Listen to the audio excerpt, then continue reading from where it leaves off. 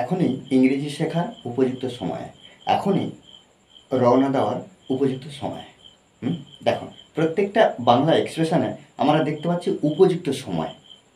যখন আমরা দেখব যে এই যে উপযুক্ত সময় এখনই, অর্থাৎ কোনো কাজ করার উপযুক্ত সময়, এটা যখন দেখব আমরা কি করব না, first time it is high time, high time এই বিষয়টা আমাদেরকে লিখতে হবে। তাহলে এখনই উপযুক্ত সময়। দেখো পুরো স্ট্রাকচারটা আমি এখানে লিখে দিচ্ছি।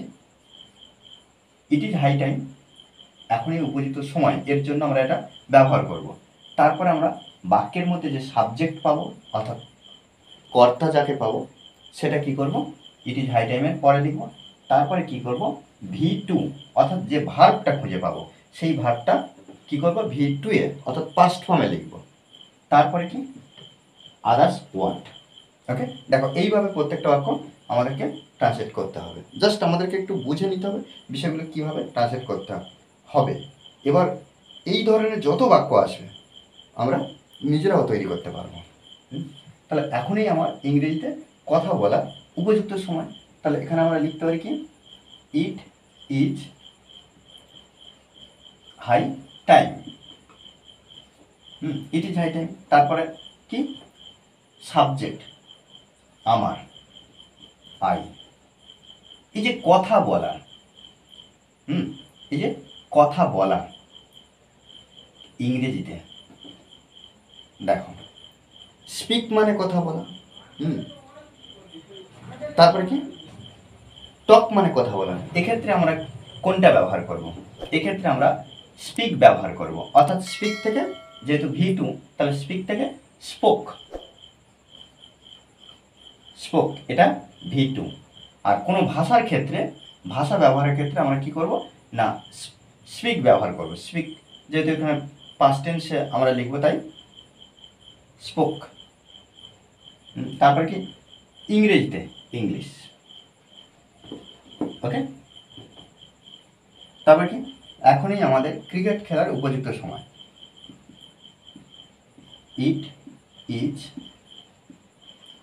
High time. It is high time. দেখো একইভাবে কিন্তু আমরা এই বাক্যগুলো ট্রান্সলেট করব।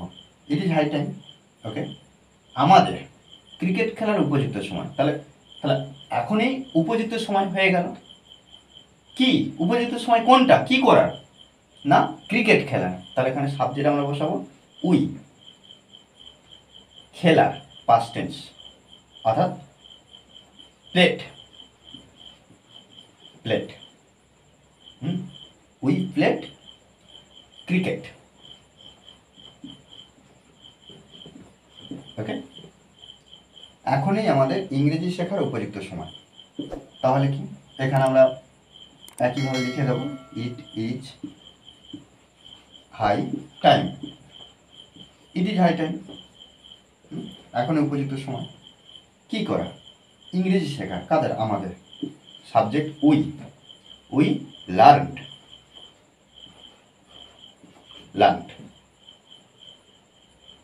তাহলে উই লার্নড, শেখা কিসের, ইংরেজি, ইংলিশ। এখনই আমার পড়াশোনা শুরু করার উপযুক্ত সময়। তাহলে এখানে আমরা লিখতে পারি একইভাবে, ইট ইজ হাই টাইম।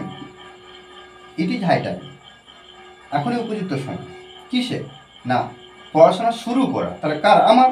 তাহলে আই লিখব, subject I started, I started শুরু করা।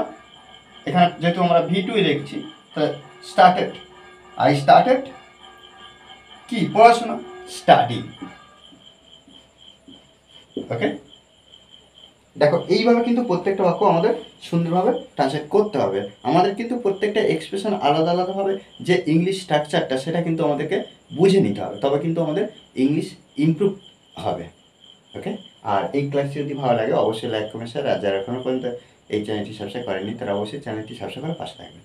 ওকে, thanks for watching this video.